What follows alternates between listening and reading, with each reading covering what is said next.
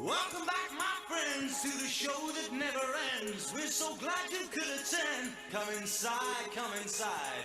There behind the glass stands a real blade of grass. Be careful as you pass. Move along, move along.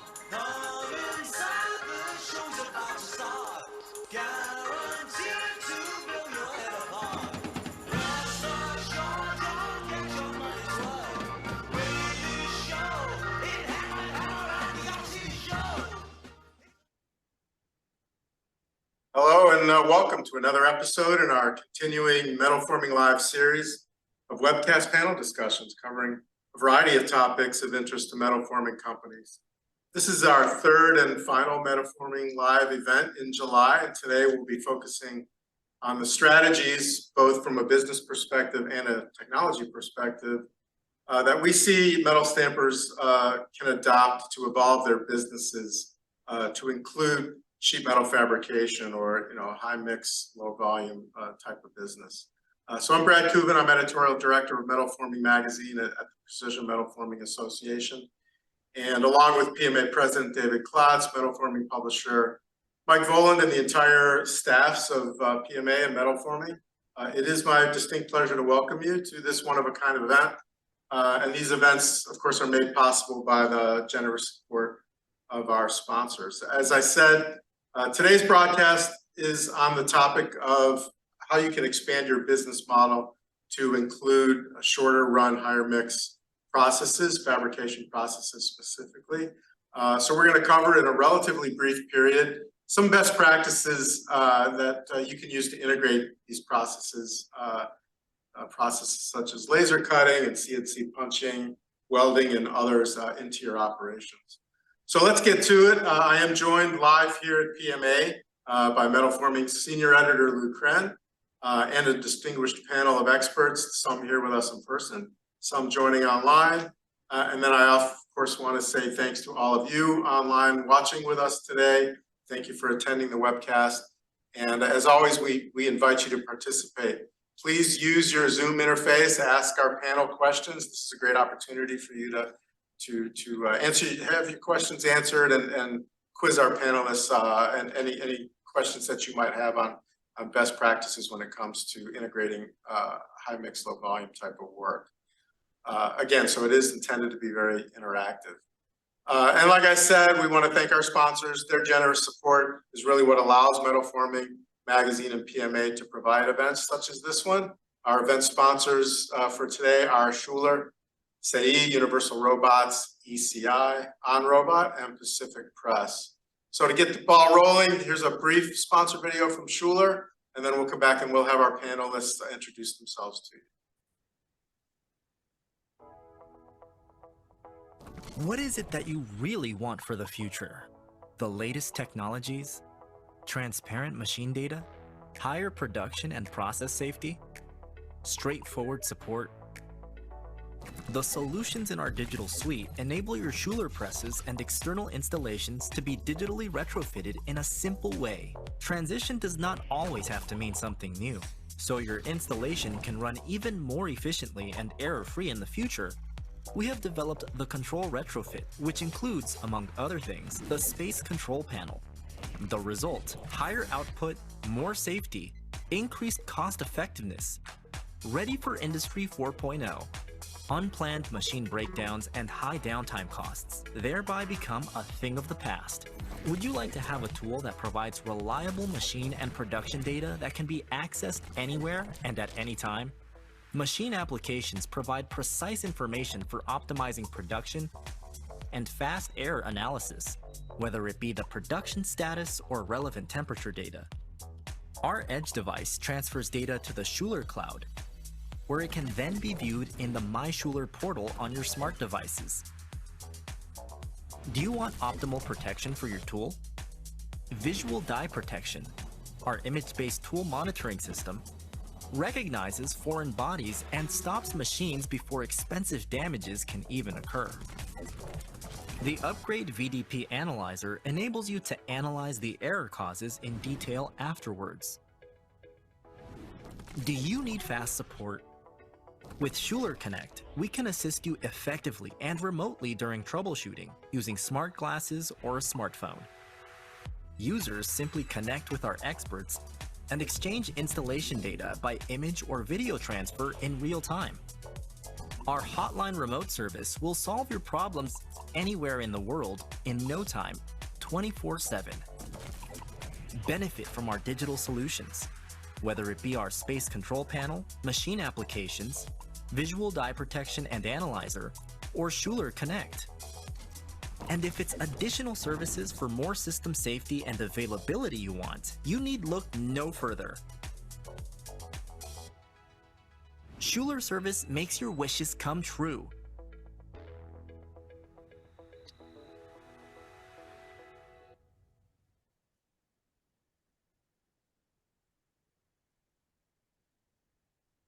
All right, thanks again to Schuler and all of our sponsors for supporting today's event. So let's go ahead and meet our distinguished panel of experts. Let's go ahead and please introduce yourselves, starting with them. Hi, Luke Krenz, Senior Editor with MetalForming Magazine. Hi, good day. I'm Charlie Clevenger from UHY Consulting. I lead our Operational Excellence Consulting practice. Good afternoon, Thomas Alongi, partner at UHY LLP. I lead our national manufacturing practice team. And then we'll go ahead and have our panelists online joining us online. Go ahead and please introduce yourselves. Tim, you want to go first? Sure. My name is Timothy Brady. I'm the product manager for turret punch presses and our laser punch combination machines here at Amada America. I've been with Amada for 35 years now. Most of that time was spent as an application engineer. I'm actually one of the first people in the country to get my hands on some of the different punching models that have come out. And, you know, I'm looking forward to the presentation I'm going to be putting on for you today. Thanks, Tim. Joe, you want to go next? Sure. Hi, I'm Joe Goble. I'm the Director of Manufacturing at Clow Stamping Company in Merrifield, Minnesota. We're a short to medium run stamper that offers stamping and fabrication of metal components to recognized OEMs and their tier 2 suppliers. We do a lot of work in the ag and rec, light and heavy equipment area. I've been with Clow for 25 years.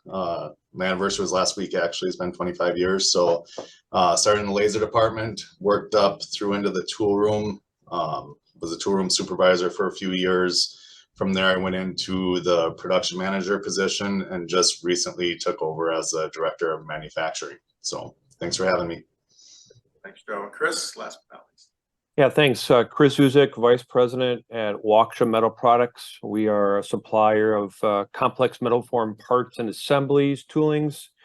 We're a supplier, USMCA supplier, 3 locations, 2 in Wisconsin, stamping facility in Wisconsin, a fabrication facility in Wisconsin, and we have a stamping facility in San Luis Potosi, Mexico. We're about 70% automotive.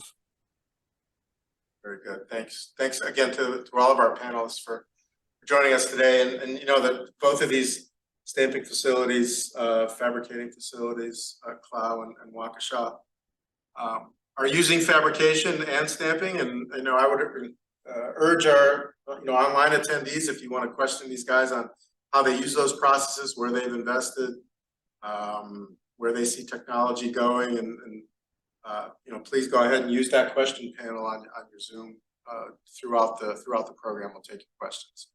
So at this point, before Tom Alongi takes the microphone and gives his PowerPoint presentation, we've got one more sponsor video. This one's a little bit shorter from Saeed. We'll watch that one and then we'll go ahead and begin the program with Tom.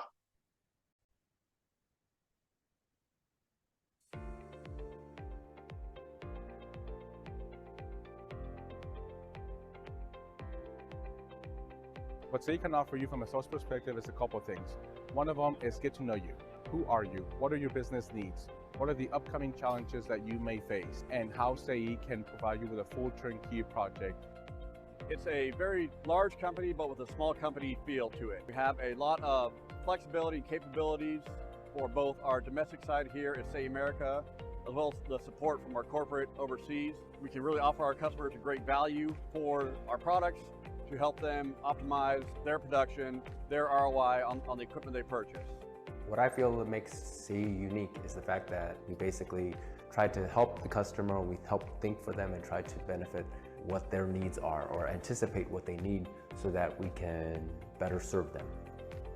Shea has a very good product. We have the full complement of presses from 28 ton all the way up to 2,500 ton presses, and we have a full complement of parts in-house in Tennessee, and also have service technicians readily available to service all of our equipment. And typically, whenever we receive a call for parts, we can get them out same day. We have probably 95% of the parts here in Tennessee and Mexico. Shea has a very strong service department, very strong service team. We're able to resolve the issue for the customer so that they can continue making parts and continue on with their production. From the point of finding a press project all the way after installation of the press project, we have excellent people at the factory, we have excellent people in the US, we have excellent people in Mexico that will help me help you become a satisfied customer.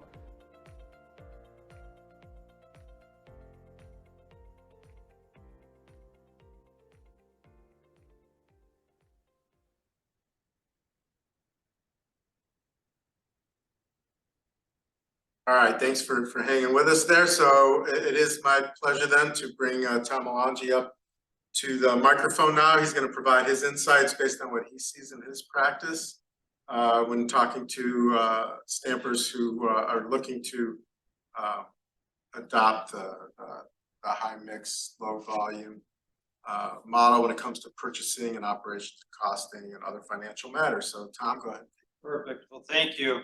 And I introduced myself here already. We're really excited to be here this afternoon with a great lineup of panelists that you have, of experts that you have in front of you. High mix, low volume is really, to me, one of the fastest growing segments that we see. And so we're really excited to kind of jump into this and give you some real background. First, let me just give you a little brief background on, why am I here? And Charlie Clevenger from our team. We built a pretty large practice really focused on the middle market. And so we have offices, more than 30 offices in the US and more than 100 internationally. Been at the firm for more than 28 years now, it's hard to believe. But it's really that passion that we've had for manufacturing and helping companies grow and succeed has really been forefront of our success. And we hope that you'll see some real value in what we bring and have some takeaways today. So what an evolving industry it is. Every day it's getting more and more complicated, but more and more exciting. I know that's hard to believe. We feel like we've been in 2 decades of decline in manufacturing, and it's been hard to say what an exciting time it is to be a manufacturing company. So this is a very, very pertinent topic and an exciting opportunity. So what do we hope to focus on today? You have a team of experts that are really going to talk about some specialized equipment, operations, tooling. How does it impact, how does high mix, low volume really impact procurement, supply chain? It's much different when you think of, if you're a traditional stamper doing high volume, low mix, right? And what does that impact on your manufacturing costs? How do you think about finance and working capital? So hopefully I can bring a little more perspective from the finance angle. You have a lot of experts here, fortunately, on operations. That's exciting. So let me set the stage. So how did we get here? And so quickly. And I think of several clients over the past several years that have been really moving towards this high mix, low volume. And, I think about some of the best companies that have actually taken advantage of this faster than anyone have been prototype companies.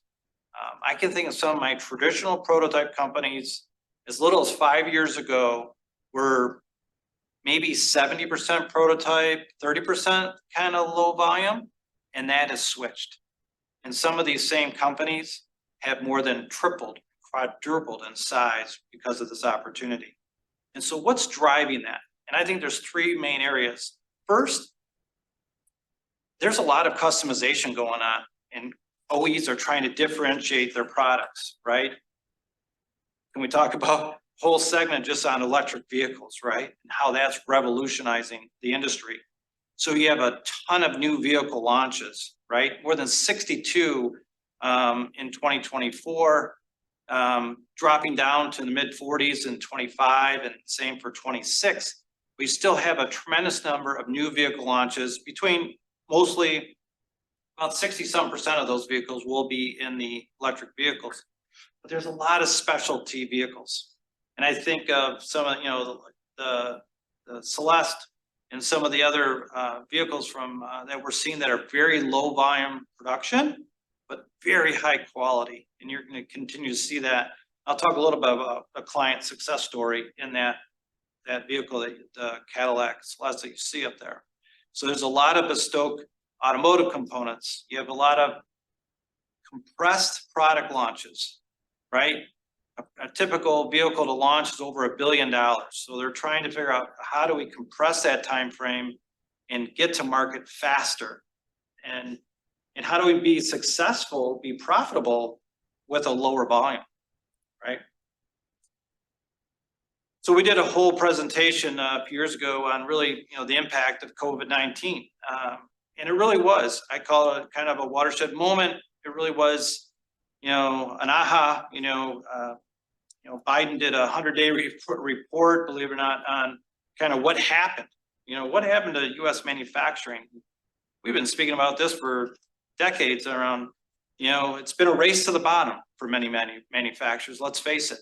And so the tide has turned, and we're seeing tremendous opportunities, obviously in medical, right? There's going to be, we learned that we don't make a lot of stuff, right? And so we see a lot of medical, hopefully coming back to the North America. That's certainly going to be a driver demand.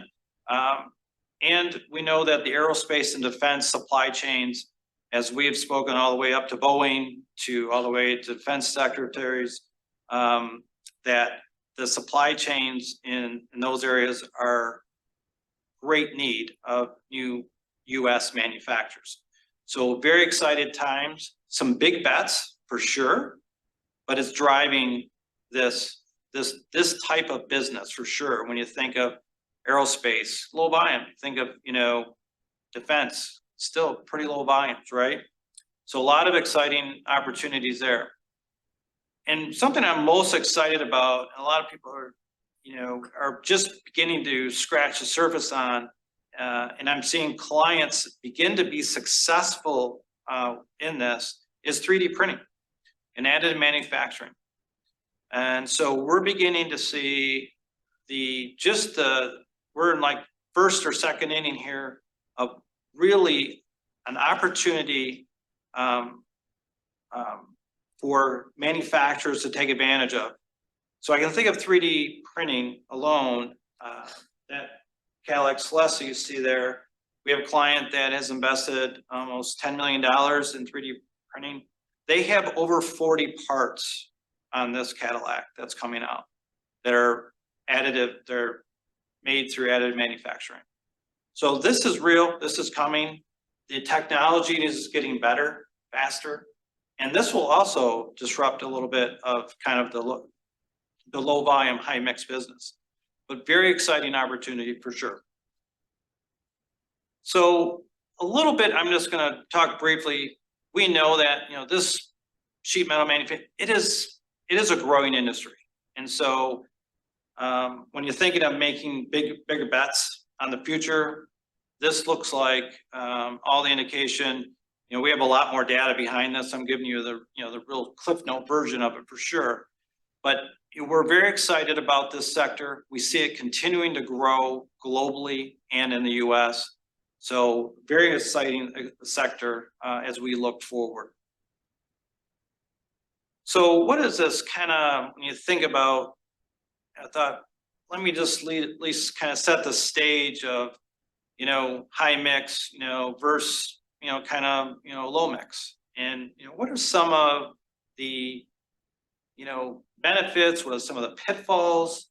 And I'm sure we're going to talk about many of these today. So I just wanted to, usually a lot of my slides, I don't have a lot of words on them when I present, but this is one that I hope you, take away and take a look at. There's no doubt in the high mix business, pricing is higher. And as we're going to talk about, there's a big difference between tooling costs, between part cost, and it is definitely a different business model than you may be used to if you're just in high volume stamping. So we've done a lot of work in building quoting models and costing models around this high mix business, because it is definitely, you can lose your shirt pretty quickly in this business. So customer demand. I think of some of my clients, their customers were knocking on their doors for them to be able to take a prototype part and produce, what started out as 5,000 turned into 10,000, turned into 50,000 in many cases. And so they became kind of this, bridge gap production.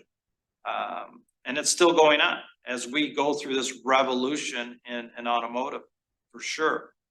I think there's an opportunity to think of really working capital, investment in inventory declines. You're not carrying as much inventory in many cases. Now, the type of inventory, your work process definitely changes. And that's something we'll talk a little bit about also as we talk about some of the pitfalls. So it is really a bridge gap between prototype and large scale production. And that's just where the demand is right now, for sure. You do have much reduced tooling costs. You're going to be working, usually soft tools. You're going to use a lot of Kirksite, a little different than, what you normally would use in prog die, production dies. So that's some of the benefits. Some of the, when you think of some of the, benefits for, high volume, right? It's nice. You have kind of limited, product diversity generally. You have fewer customers to manage. There's some reduced complexity. There's some, potentially lower production costs. Absolutely. And when you look back, 10 or so years, that was the holy grail, was to get those big programs. You wanted to win the biggest programs and you were set for 3 to 5 years. Absolutely. And those programs are still out there. There's probably, there's just fewer of them. Will the markets change and shift? Probably. But that has certainly been the advantages of kind of a high volume business. So when you go some of the pitfalls, what we're really going to focus on today are some of these benefits and pitfalls in this high mix. Definitely increased operational complexity. And the team on the line and Charlie will talk about, this is one of the greatest hurdles. It's a much different focus in many cases for some businesses. So it's higher production costs, and it does tend to be a little more lumpy. And when you think of, you got lower volume, production runs are shorter, you get done, and you got to have like a very diverse customer base to cover your fixed costs. So focus on planning and scheduling to making sure your setups and everything are planned right, because you can lose money real quickly in this. So, limited economies of scale. That's what we talk about, when in a high mix or in a high volume business, right? You're just trying to get leverage on fixed costs. Here you have hundreds of, jobs basically that you need to cover fixed costs. So it's hard to grab scale as it is in a high volume business. And we can't throw without, I think in both of them really, is this lack of skilled labor that we're continuing to deal with, which ultimately, is there's big bets being made on our future labor force finally in manufacturing. So we're excited to see that. Technology will bridge some of that gap for sure. But that's just going to take time. That is one that's going to take a little bit of time and effort and energy. Businesses really looking at their labor force from the bottom up and making sure they're working on retention. So in a high mix, high volume business, you know, you have a big, you know, pit balls. Yeah, you have a reliance on big programs. So when that program ends, you better have the replacement work behind it. And in some cases, some of that, those large, it's not. And so that's what we have is, and we've been, you know, working with several stampers trying to look at, you know, how do I bridge some of this volume that I'm losing some of these programs. As ICE vehicles tend to, you know, wane off and electric vehicles begin to, you know, grow up in volume. So there's, yeah, higher working capital, big investments in inventory for sure. You got to carry much higher levels of inventory. You have a higher fixed cost structure, right? You got tons of big presses in many cases. And so you need a lot of volume to cover that fixed cost structure. And that's definitely a pitfall. And our lack of skilled labor for sure is not going to go away under either business model. So what does that look like in a production decision? This is not perfect. It's not, some would, you know, move the numbers around a bit.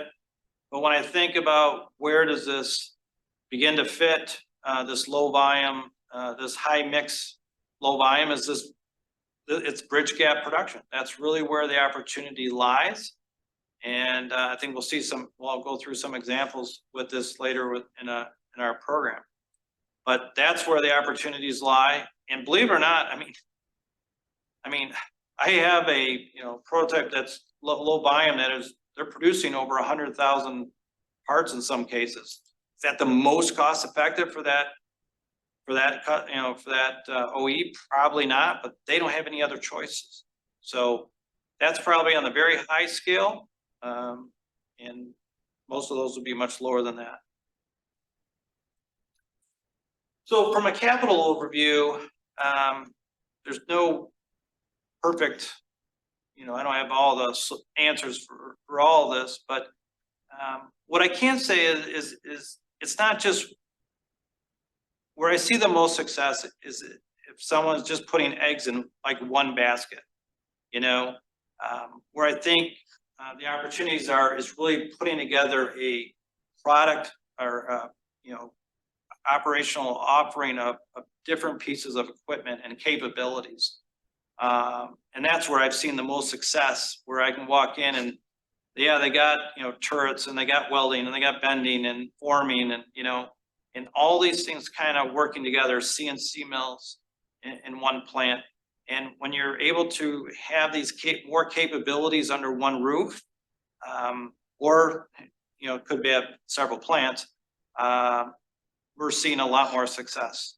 We had one client, hard to believe, you know, 4 years ago, they were about a $50 million business.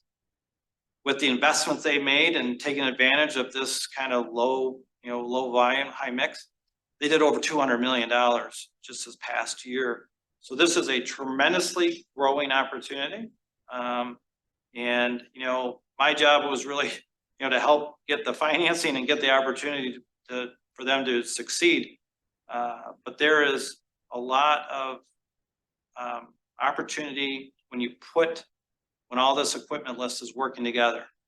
And every business is different because your product, your customers may be different, but this is just in general what we have seen.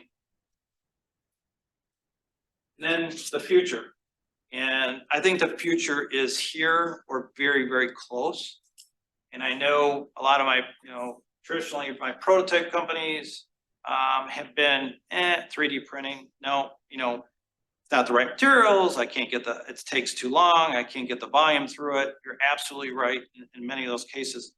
But if you take another look at some of this 3D printing that's going on out there, it is impressive.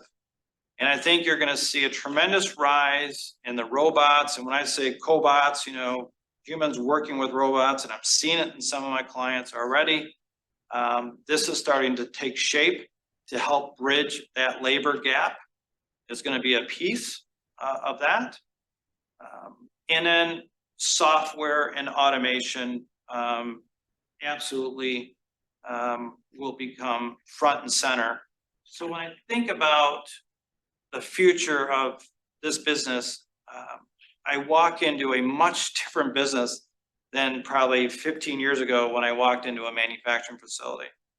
And so this is exciting. I think this is what, when we look at, you know, attracting talent into this field, this is what could really excite them. And this is where the opportunities could really lie. So think about maybe, yeah, 3D printing isn't gonna, you know, knock the cover off the ball, but will it attract talent, you know? And I think, you know, I think of my one client, they have some really great engineers that they're excited to work on these types of equipment. So, and these parts, and now all of a sudden they're building parts for Cadillac, and they never even thought that.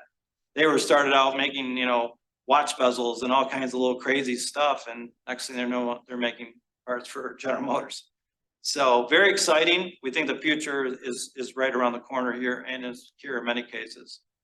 So let's get really into our, you know, our podcast and our discussion with our panelists.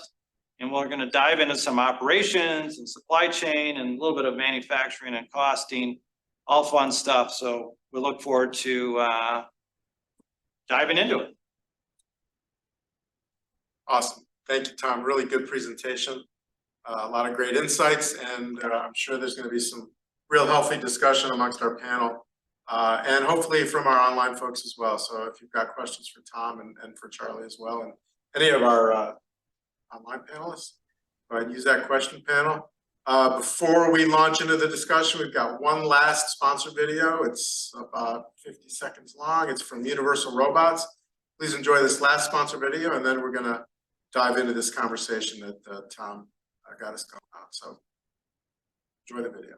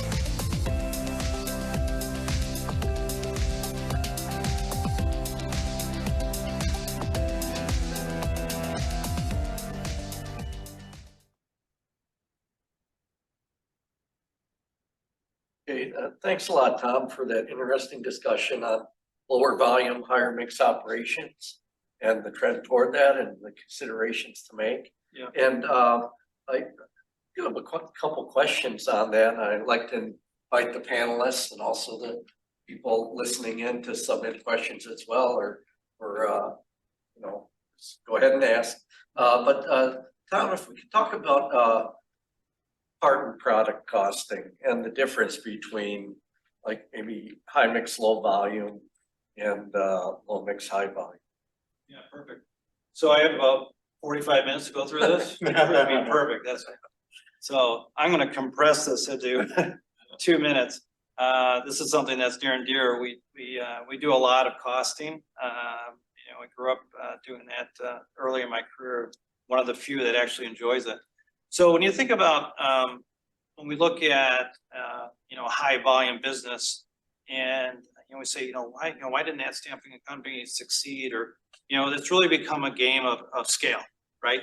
And so how do you get leverage on your fixed cost? And so when we look at quoting and pricing a high volume job, we are kind of focused on that contribution margin. And what is that? That's revenue minus your direct cost, direct material, direct labor. That's a simple answer. That's contribution. And in many cases, as the program gets bigger, contribution margin is getting smaller, right?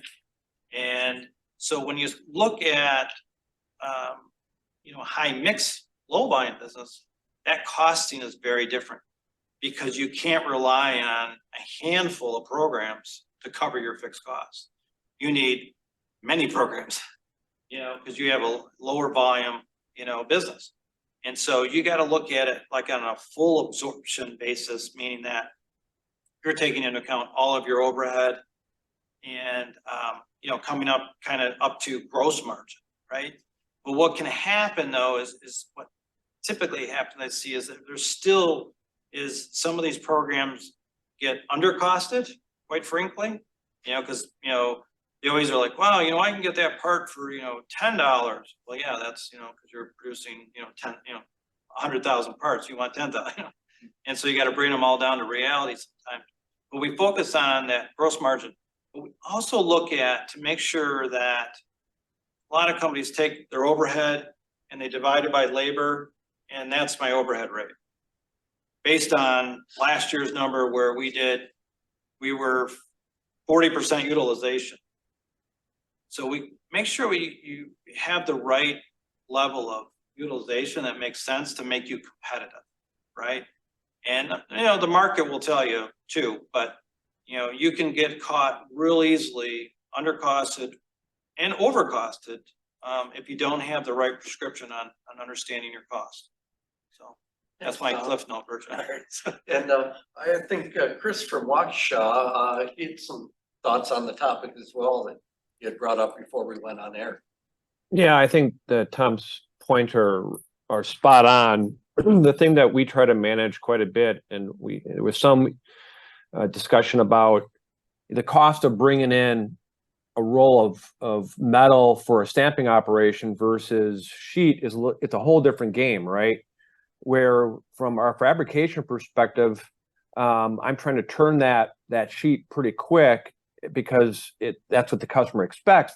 From the roll side, I may bring in a roll and it may sit in my inventory for a month or two. So we're really watching our inventories, and in some cases the fabrication can be a little bit easier because I know I'm turning that a lot quicker than some of the roll. Thanks, Chris. And Tom, if you could talk a little bit about working capital, some of the notable differences between these two models, low mix, high volume, high mix, low volume. Sure. And Chris touched on a very important point. When you get into a high mix business, inventory management, can be very, very critical. Even though you're not carrying probably the volume of inventory in many cases, your inventory is less, but you have a greater mix potentially of different types of metals in some cases. You're going to have, for tooling, you might have Kirkside. So the mix is very different from a working capital perspective. And I would say it's, when you're managing through it, your overall working capital and like I say, on a high mix is less, right?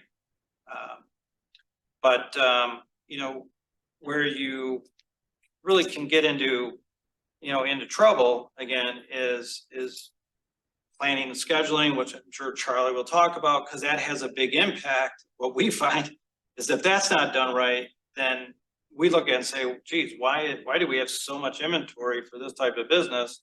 And we go, well, that's what's needed. And we go back to planning and scheduling and realize that that's the problem. That's the culprit. And so a lot of work goes into that because, today, with interest rates where they are, working capital is a bigger focus. The line of credit usage, we're trying to drive that down because that drives obviously cost down. So, managing payables, managing, inventory is critical in every business, but especially so too, in a high mix business. It's definitely, you need a really qualified individual because you're managing a lot more potentially vendors and a lot more customers. It sounds like you know, cost management, it's a real minefield in the high mix, low volume environment. That's for sure. I want to maybe bring Joe into this conversation a little bit too. Tom talked about customization in automotive. Jody, do you see at Clow this customization trend in some of the markets that you guys are serving, or maybe not so much?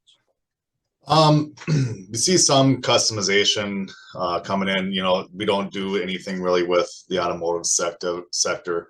But you know, for us, it has been always kind of short to medium run stampings and fabrication. We never do any real long-term big order stuff. So we've kind of been tooled for that and worked like that since we've been in it. So nothing real new, I would say, coming for us in that aspect of it. But you guys use additive manufacturing? Have you gotten into that? We don't use additive manufacturing. We had a small 3D printer that we used for a while. We did some fixturing and stuff with that, and it worked out good. For us, the application hasn't really been there. We put a lot more time into automation and stuff like that recently, trying to automate the process of, you know, short run stamping is pretty tricky when you're setting up, running a couple thousand parts and pulling out again.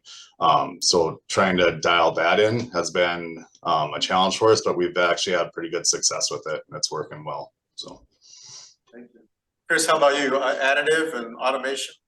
Yeah, so, you know, we're definitely on the automation side when we're looking at cobots to help us in some of the labor issues that's been mentioned before. That's definitely an issue that we have to take a look at.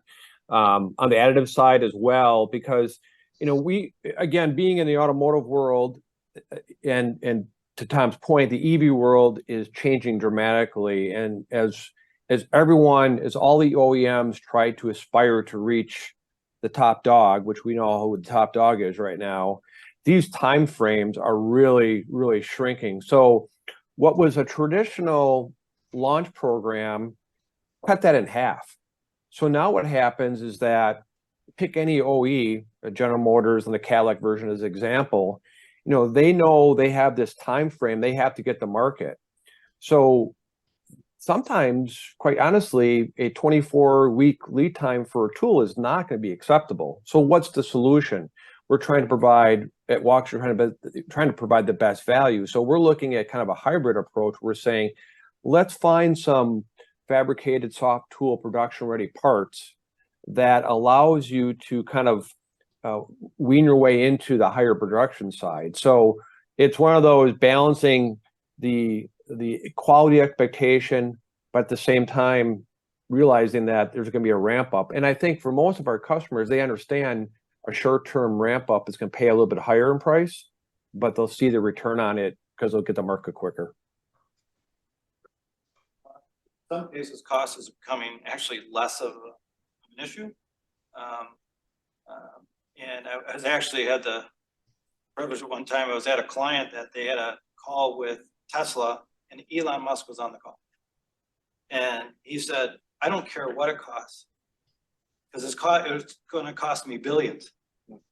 And so we said, okay, well, client's like, okay, well, we'll fix it. And so, yeah, speed to market is a differentiator more than ever. Speed to market. One thing I'd say we've been looking at, so with us being short run, we do more strip feeding versus coil feeding. We do probably 99% strip feeding. So what Chris was talking about before with having the sheet steel there for the lasers, you get better material utilization out of that. But we are looking at trying to automate a shear where we can shear multiple jobs out of the same sheet of material to different widths to be able to maximize the yield that we can get out of that. We look at that to be a huge savings for us and material costs coming in the future. So you've invested in this technology already, or we haven't yet. We're in the middle of kind of designing it and coming up with it. So it is on the near future plan. Let's say that. Do you have a feel, if I can put you on the spot, Joe, do you have a feel for what the ROI might look like on? You know, I don't for sure yet. We have been doing quite a bit of research on it, and it was going to be a fairly quick turnaround on when it was going to pay itself back. It was actually pretty impressive. So Charlie, I know your expertise is procurement and supply chain, and Tom talked a lot about the operational complexity that we're looking at with these types of business models. Talk a little bit about the key issues then that you see coming up with more customers, more SKUs, et cetera, and maybe some best practices and strategies that metal formers can use when they get into the. Thanks, Brad. Be happy to. We all know as manufacturers that we are between a customer and a supplier. And so we're impacted by the customer and we impact our supply base in a high volume, low mix environment. That's really a fairly simple flow. It's a singular flow in most cases. So everyone in that value stream has a pretty clear understanding. You're dealing with one customer or maybe one or two or three part numbers. Your operation is somewhat dedicated to the manufacture of those parts, and your suppliers are somewhat dedicated. Typically, they're more informed about the nature of what's going on at your customer as well, especially in the automotive industry. You cross over into a high mix, low volume environment, you're dealing with a lot more of many things, typically more customers to get that fixed overhead absorption that Tom referred to earlier. You're dealing with more part numbers that have to be tooled. You've got a more complex scheduling operation. You're typically going to have more suppliers. And so that singular flow it quickly goes away. A couple of the things that are really critical in that environment. The first is good sales and operations planning. In a simple high volume, low mix flow, that's pretty easy to do. But when you get into higher mix, scheduling accuracy, understanding your customer forecast, that becomes really, really critical. And there are tools to do that. Now, one of the mistakes we see companies make is in the area of ERP systems. They think those systems will do that sales and operations planning for them. It's really a tool to take your sales and operations planning process and operationalize it. That's really what it does. It doesn't substitute for the sales and ops process. So that's a real key area. A second area is floor management, inventory management. Invite Joe and Chris to talk to this as well. But the more variety you have, the more proliferation you have. You're no longer in a position where you can have dedicated space for certain items. You have to have a more flexible approach to your inventory and your inventory management. And then we talk about suppliers and how you go to market both from a scheduling standpoint and from a procurement standpoint. And one of the rules that we know as effective is that you want you and your suppliers to operate in the same environment that your customers in. So you want harmony through the system. And with your supply base, that becomes particularly true in a high mix environment.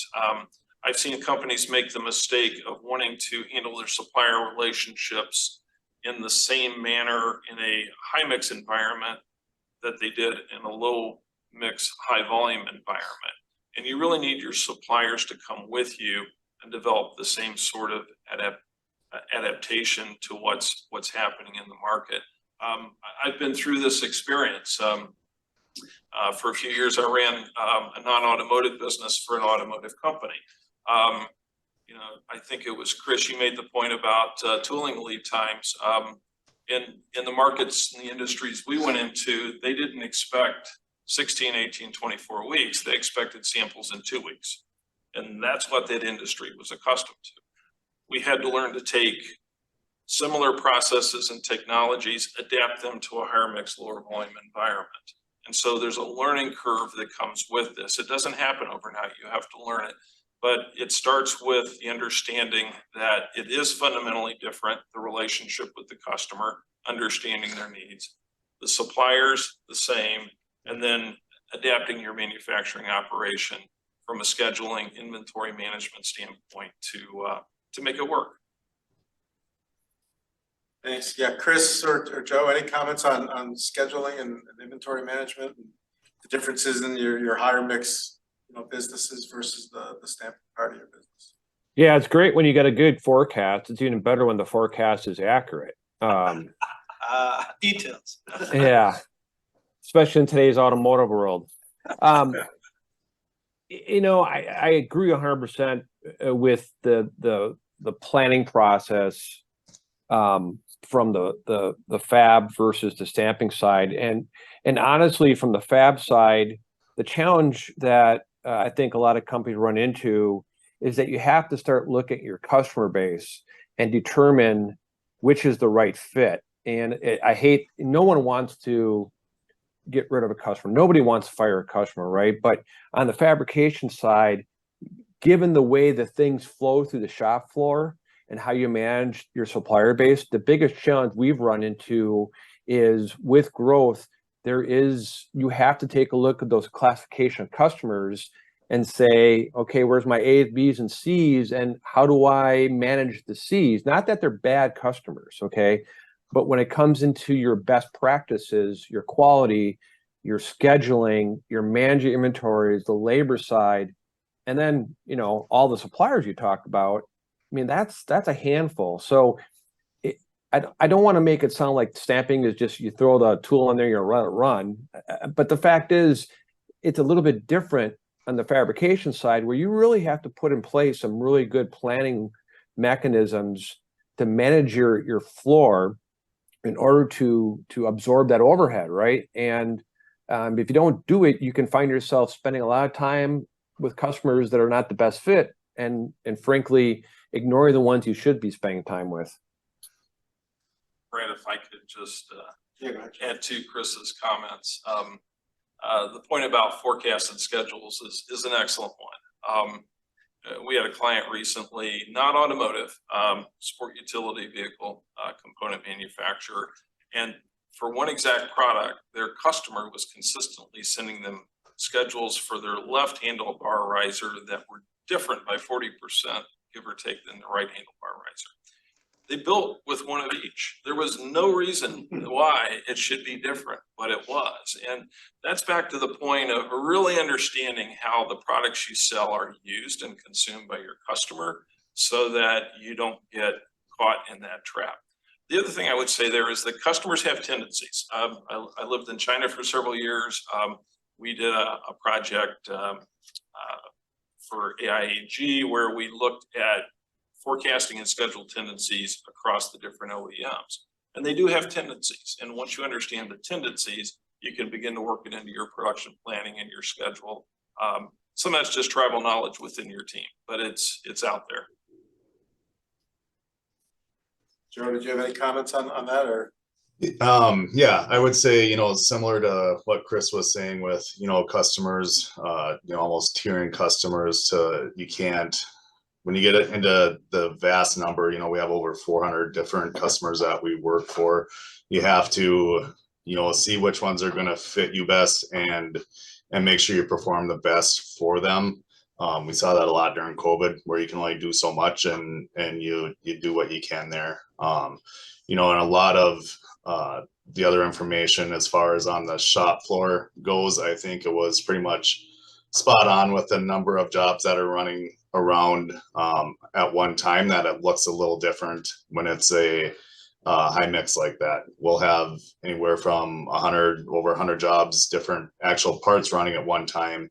And it sounds kind of basic to stage your floor from material in on one end, parts out on the other, but just keeping the lasers by the raw material and some of the final operations with welding, deburring, stuff like that towards the end of the operation, some of your stamping mixed in between.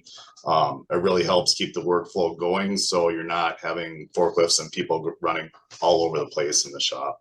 Along with that, tooling and fixtures for welding, machining, trying to keep that type of stuff in the same area as where you have those machines set up. So as you're constantly going and getting fixtures and tools for the next operations that you're not going all over the shop to try to get those, to try to speed some of that up.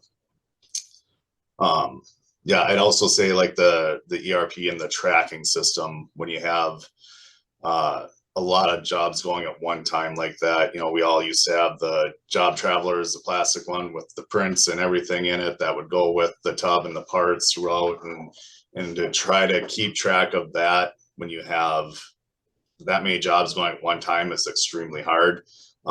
We've recently, well, probably about 6-7 years ago now, I think we went to a barcoded system that it's all on a computer. So as customer support's talking to a customer and they want to know where the parts are, how long before they're done, a job that could have been blanked out that morning could be through 3 operations into welding, and they can pull that up and see that automatically. For anybody that has questions on it, it gives you vision into where that job is and when it'll be done. So it's really important for us to have that information, be able to track it like that. It's been really beneficial. Yeah, and that just reminds me of something. The one thing that we do like about the fabrication from a labor perspective is that you can cross-train people in multiple different things in the fabrication side. Not that you can't do it on the stamping side, but you know, if you have a person that can run a robot, can deburr, can do a time save, can laser, can run the laser, run the turret press, brake press, there's a lot of different things a person can do.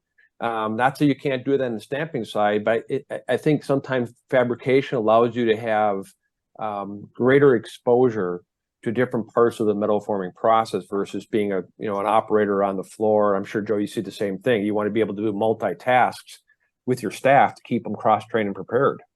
Absolutely, especially with the staffing shortages that everybody's seeing now, to have that ability to where if you're short in one area for a day for absences or whatever's going on, to have people that you can move into there, really beneficial for us as a company, and also beneficial for that employee to learn those different machines and operations to help them grow too with the company. So a lot of sense. Thank you for all that. Those good insights for sure. I want to make sure we bring Tim Brady from Amada into the conversation. I'm sure you guys will agree that there's plenty of parts, that you can only make in a press, and plenty of parts you need to use fabrication. But I think there's maybe a growing category of parts where you kind of have a choice: do we hard tool it or do we fabricate it? And I know Tim's got a nice presentation put together that talks about the enhancements in fabrication technology today. Faster, more forming capabilities, those types of things, where you can increase the speed and quality and flexibility of the equipment that you have, and maybe in some cases avoid investing in hard tooling to make some of these types of parts. So Tim Brady at Amada's got some intimate knowledge of this trade-off between stamping and fabricating. And Tim, go ahead and share your presentation with us, please. You're muted, Tim. Tim, you are muted. Thank you, Brad. When you asked me to do this, I had just recently done a case study, and I thought it might fit in well to this presentation here. So give me a minute for this thing to get rolling.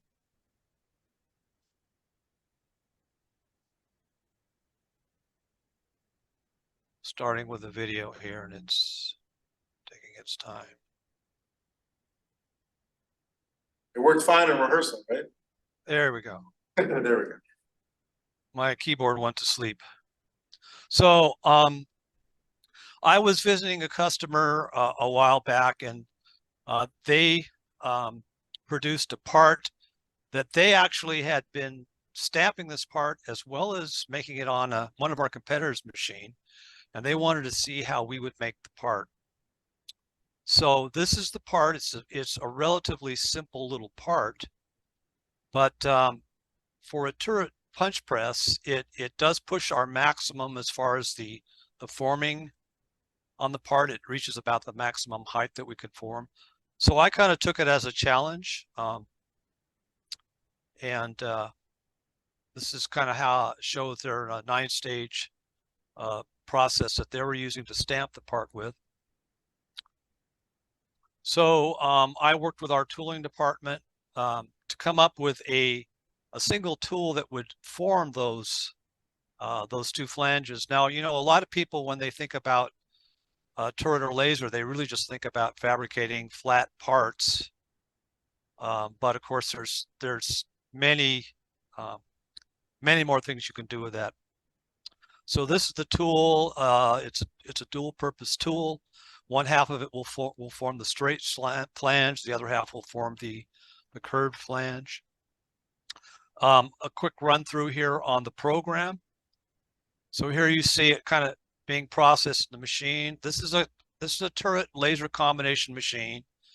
You know, I'm sure most of the people watching this are probably familiar with turrets, but this is how we do it. I'm using the laser to cut out some clearance for the tools, for the special tool. And this is a little bit of a unique situation here. This is the forming. The tool's actually forming the flanges. Now I am just doing a small quantity. This is just 10 parts.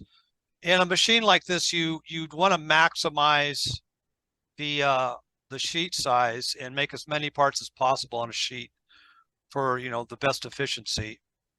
Finally, we just used the laser to cut out this little nest of parts and drop them down the work chute.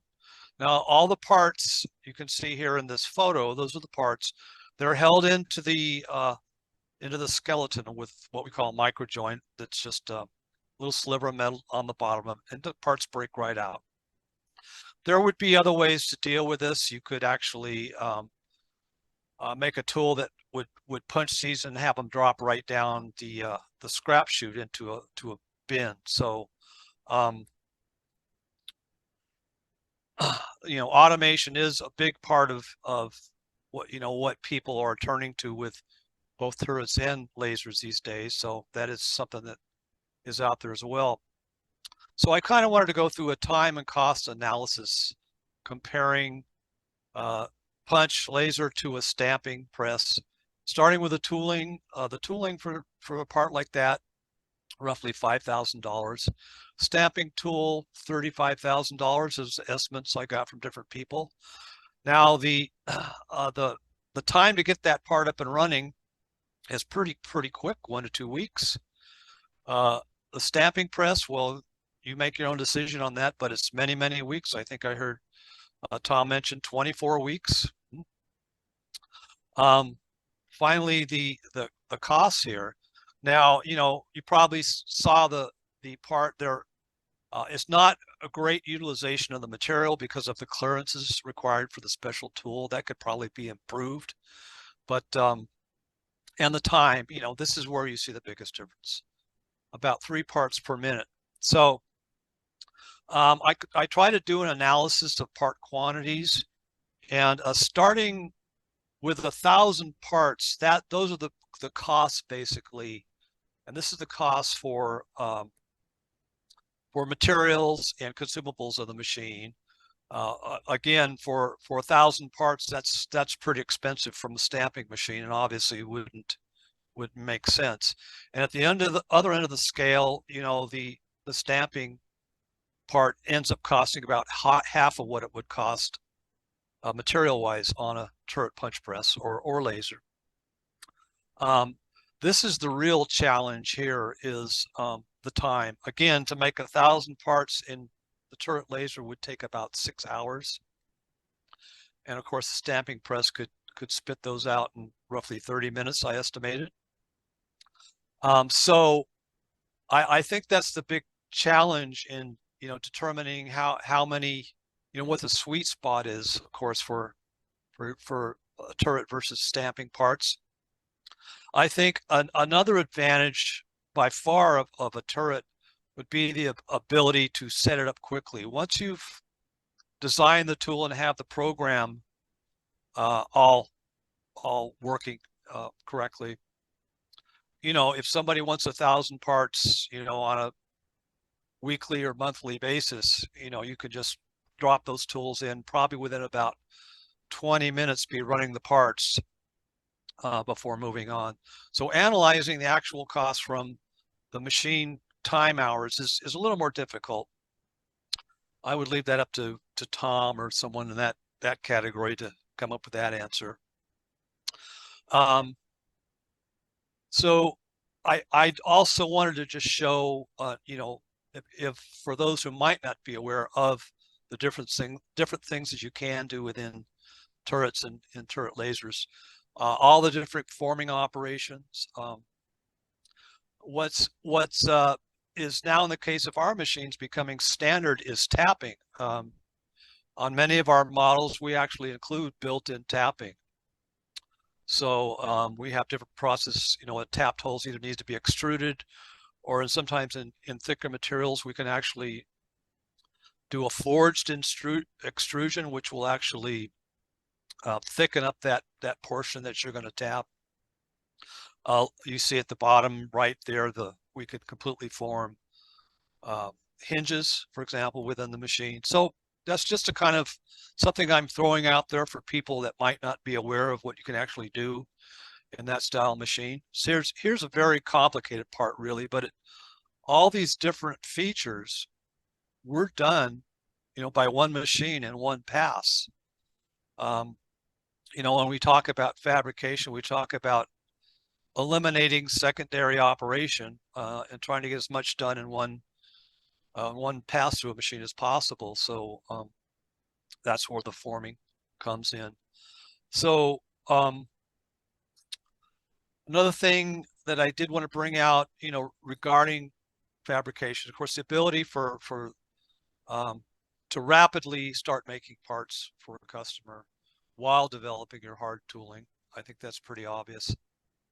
Prototyping, you know, making parts so the final, whether it's going to be stamped or whatever, to get that final blank size that you're going to need. And possibly reworking parts. Now, this is something that I know, you know, at least one or two customers that have stamped parts and brought them into a turret for adding features, perhaps tapping or perhaps correcting something that wasn't right in the first place. So that's something that you could utilize with your turret laser. Finally, you know, that about covers what I wanted to talk about with this case study, and I'm just showing a little bit of turret laser running. Our turrets now, you know, as I mentioned, automation is becoming very, very popular on these machines, and this is just a quick video of you know, punching, cutting out parts, and stacking them. So basically, you know, a pallet of material in one end of it and a pallet of finished parts at the other end. That's really where it's at, what people are really trying to achieve with these machines. And that pretty much concludes what I was going to show here. So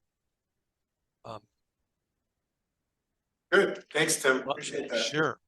You know, before we came on the air, we talked a little bit about just I guess the rapid pace of capability improvement in lasers and the forming capabilities of turret presses.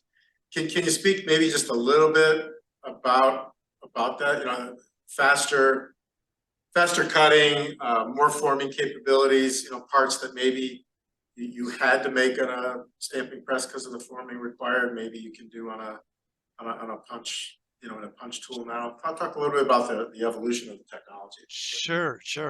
Well, of course, the speeds keep increasing. The sophistication of the controls. The controls are, you know, they're all touch screen now, and they're, you know, we're trying to appeal to, you know, the cell phone people in your, you know, touch screen business to make it simple to use. I mentioned the tapping. Like I say, that's something that we push very hard. Even the people who say, well, we don't do a lot of tapping, you know, they might come and say, we mostly go with PEMNUT insertion. Well, you know, PEMNUT is a secondary process, and if you could do that in the machine, you're saving a lot. We also have, Speaking on the laser side, the big revolution there were the fiber lasers. We're now in the thin materials, we're cutting just so much faster than we did. So, back in the CO2 days. So, once upon a time, the turrets were king when it came to processing speeds, but the lasers have pretty much equaled that. We have features such as punch and form, where we can do higher forming and more accurate forming. So these are all enhancements that have come about. Larger table size, and as I mentioned, the automation and the what's available there. Good, thank you. Chris and Joe, we might have talked about this a little bit before we went live today, but do you guys see parts, bidding on parts that can be run through fab or through stamping? And if so, what does that analysis look like for you guys? And are there more parts coming across your desk that can be made one way or the other, and you have to make those types of decisions, or maybe not so much? Chris, any thoughts on that? Yeah, I would say yes, although I will tell you a lot of times in our situation, the customer already kind of knows that there's a short-term gap that we have to help them out with. So, they've already know that, okay, if I'm going to have to ramp this up, I'm going to have to pay a little bit more, and we're going to have to go through a fabrication process. And I guess the other area too, just from a side note, they may actually prefer that because, as I alluded to before, the designs, although they think are frozen, may not be entirely frozen yet. So their investment up front on a hard tool can be pushed off a little bit until they determine that the design is actually frozen, which I know is weird to say, but that's just the world we live in these days. Yeah, I would say similar to us, we kind of look at the part and what's going to work and work with the customer on what they want. We have certain customers that are very picky about the edge quality of their parts, and they only want them laser cut. They don't want them stamped. They're very visible, and they want a good presentation. So we know as those are coming through that they're going to be laser cut. We have one thing with having both, the fab and the stamping process. For us, the biggest presses we have are 400 ton. So if we're quoting something, it's over 400 ton. It's pretty easy to know that we're not going to be able to stamp it out, but can we laser cut the blank and then go back if we want to, add other features in a pierce after, or we can still do the forming on it. A lot of times it gives us that flexibility to be able to kind of use both processes to make the part. Yeah, so obviously being able to offer both types of operations, if you will, fabrication and stamping, gives you a big advantage with gaining customers, keeping customers, being able to work with them to help them fine tune their designs, right? Rather than them having to work with two different suppliers, and right? Yeah, absolutely. I mean, being able to go, kind of cradle to grave, be there at the start of what they're looking for the prototyping portion of it, working through them into the hard tooling. We have dedicated customer support, so the customer gets one person that they're working with all the time for all the jobs that they're running through here. So they have a contact they can always get a hold of. That customer support person can look up what they need for the jobs. It really ties everything together nicely. If they want a part that is, blanked out and formed and gets inserts put into it into a weld assembly, we can do all of that in-house, and it doesn't have to go outside. So they're always dealing with the same people and the same customers, basically. So yeah, and that's a great point with regards to the support for the customer. Our program managers kind of do the same thing. And it's funny, what we found, we acquired the fabrication business through an acquisition, but when it all came down to it, we found that, yeah, it's a separate business model, but it really does, as Joe indicates, it enhances your whole customer value proposition, at least from our perspective, that we can work with a customer from the beginning to the end, help them fill the gaps, manage it properly from a program launch perspective, but it really helps from a full service perspective. Good. Tom, Charlie, did you have anything to add to that? No, we agree that being able to not only have that production house, and that's kind of been the key. I think when you look a little bit where the industry is kind of going, before it was like, you went to prototype, then you went, then you went to production, and now it's all under kind of one company, one roof, cradle to grave. Exactly right. Exactly what we're seeing. Totally agree. Of course, more equipment or different types of equipment creates all types of other maintenance issues and lubrication and other. How do you see mindsets between production and, I mean, we definitely see different general managers running, just sometimes it's a different skill set, for sure. But love for that, that's kind of how that's shaping up. So, yeah. Add on that one? Okay. I'm curious, maybe a little bit, Chris and Joe, recent CapEx investments, if you care to share a little bit about some of the fab equipment maybe that you guys have brought in lately. You don't have to mention any brands, of course, but what your thinking is in terms of, are you replacing outdated equipment or just growing capacity? Tell us a little bit about what you guys are doing at your shops. Yeah, it's for me, I always find myself after walking through Fab Tech wanting to spend a lot more. So, the best way it's like going shopping when you're hungry, right? That's the worst thing to do. Sure. But my point there is go to Fab Tech in September, you'll see some great equipment in Chicago. But to answer your question, we've looked at a couple different pieces of equipment, primarily in the automation and the robotic side of things. And I would say that we're probably spending somewhere about 3.5% to 4% on revenue on CapEx, which would be I'd be interested to hear from the guys on if that's standard or not. But most of the things that we're investing in now would be to replace some existing brake presses and some welding that's been, probably past the PM side of things. So it's time to make that investment. We've also invested quite a bit in robotic welding for a couple different reasons. One is just from the volume output, and then the second is just from a labor perspective as well. Thank you. Yeah, and I would kind of copy that almost to a point where we just replaced 2 robotic welders. We've added another 175-ton brake press, adding more deburring equipment, tumblers, dryers, stuff like that. We're getting a new mill for the tool room, just from the standpoint of as we're growing, all the other departments kind of grow with it. So with the fab side getting bigger and everything going there, the tooling, everything kind of continues to grow. So we need to keep up with all the different departments to keep everything going.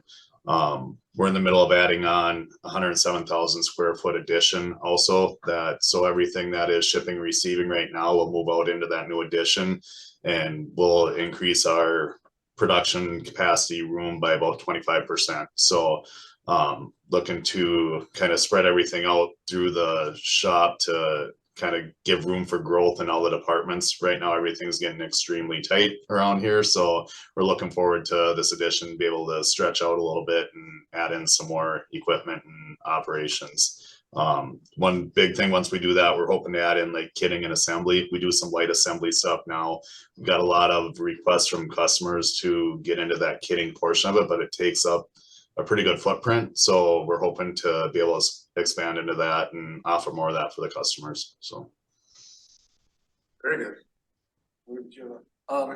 Yeah, I did want to talk about skilled labor a little bit, and whoever would like to answer. High mix, low volume, it demands a different skill set, as you had mentioned, than other operations. You have to add operations, add equipment. You need new capabilities among your workforce. So how do you, maybe anyone can answer how you do with onboarding or training or just finding that skilled labor when so much more seems to be demanded in high mix, low volume environments. Well, if you got a special recipe, let me know, because I mean, we can go into a lot of different paths on this one, but I think what we're trying to do, quite honestly, is once we get a person to the table that really wants to work, we need to sell them on how we can improve their skill set today, tomorrow, and the future. So if we don't do that, if we don't bring in a person and help them or show them a path towards success, you're just shooting yourself in the foot. So we've utilized a lot of the PMA resources. The MetalForm EDU is a perfect example of that, where we're giving them the opportunity to do training classes. It's more than just onboarding. It's getting them involved in different disciplines. And whether it is, like I said, a MetalForm EDU, whether it is some of the great classes that PMA puts on, it's giving them the tools to be successful. Now, ultimately, it comes down to that individual. That individual doesn't want to take advantage of that. Well, that's kind of on them. But we as a company need to provide them the best tool to be successful. Yeah, and similar for us, same thing. MetalForm EDU, we've actually used a lot for our blueprint training, stuff like that, trying to build up internal employees to get them, you can kind of target the ones that are ambitious and want to learn. We'll almost go out and headhunt internally for positions that, are going to be beneficial for us, because it is hard to find the skilled labor anymore. It's not really out there. We do work with the local college for welding students and stuff like that. We're trying to work on some apprenticeship programs to get stuff going there to get people in the door, even if it's somebody that's, say, going to college for welding and they can work, 3 days a week for 2 hours a day. It gets them in, it gets them exposure to the industry, gets them exposure to us. So hopefully we can capture them once they're out of college and done too. But yeah, a lot of focus and effort now going into training and trying to really build up our own employees to get them where we want them. Yeah, and going back to what you said earlier, Chris, about just being more diverse gives you more opportunities to cross train, which is going to help you attract workers, knowing that they're going to be have an opportunity to learn all types of different skills instead of just a small handful. Terrific. Any final comments from you guys? I thank you guys for coming in today. Okay, good. And thank you guys for joining us online as well. Chris, thanks for the shout out to PMA's training and to EDU. Yeah, I know. I'm there to help you, Brad. Very good. Appreciate it very much. Well, again, great conversation. Thanks again to all the panelists for sharing such great knowledge and expertise with all of us. And of course, thanks to our attendees for joining us today.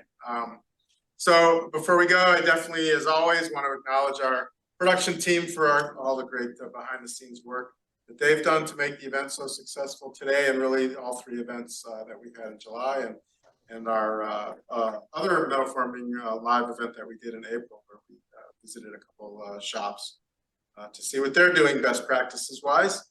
And the events are archived on our website. If you want to watch them again, share them with coworkers, etc., you can just go to metalformingmagazine.com. They are archived there. So I want to thank event manager Ali Miller, marketing director Drew Gutierrez, our videographer extraordinaire Christian Bakrika, who is turning how old this week? 35. Oh boy!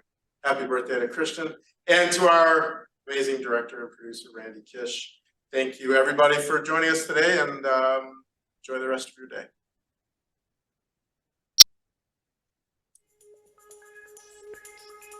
Welcome back, my friends, to the show that never ends. We're so glad you could attend. Come inside, come inside. There behind the glass stands a real blade of grass. Be careful as you pass, move along.